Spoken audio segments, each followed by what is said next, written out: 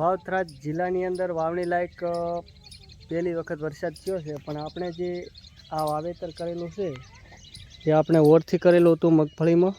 અને ખરેખર ખેડૂત મિત્રો, આપણે પિયત પાણીનું બોરથી આપતા હતા, એનાથી પ્રોબ્લેમ શું હતો, કારણ કે પૂરતો ભેજ થતો નહોતો અને ગરમી વધારે હતી.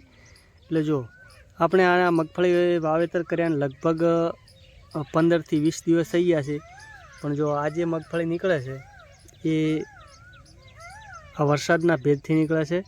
એટલે વરસાદ પ્રથમ વખત હાલની સિઝનની અંદર રાતે જે વરસાદ થયો છે, તારીખ 4/7નો વરસાદ થયો છે. એટલે હવે મગફળી જે છે આપણે વાવેતર કર્યું હતું એની અંદર પૂરતો ભેજ નથી થયો. એ વરસાદના લીધે મગફળી પણ સંપૂર્ણ નીકળી જશે. અને અમુક ગામડાની અંદર હજી પણ વરસાદ પણ નથી થયો અને વરસાદ પણ ઝડપી થઈ જશે. જો તમે અત્યારે વાતાવરણ છે કે લગભગ વરસાદ થઈ જશે. અને જો વાં તમને દેખાતું છે, પાણી રાતે આપણે ભરાયેલું છે અને નીચાણવાળી જગ્યા છે ત્યાં પણ પાણી હજી પડ્યું છે. અને ચલો આપણે તમને દેખાડીશ. આપણે એક ભે હમણાં નવી લીધી છે. જો અહીંયા આપણે ઘાસચારો એટલે રજકા બાજરી વાવેતર કરેલું છે. તો ખરેખર ખેડૂત મિત્રો, ઝડપીથી તમારા ગામની અંદર વરસાદ પણ થઈ જાય.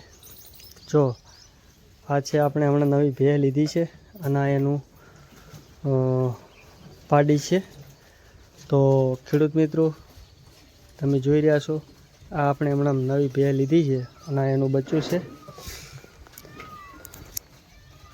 તો ખરેખર ખેડૂત મિત્રો અને પશુપાલક મિત્રો, હાલ હવે વાવણી લાયક વરસાદ થઈ ગયો છે અને વાવણી પણ જે ગામડાની અંદર વરસાદ થયો છે ત્યાં વાવણી થઈ જશે.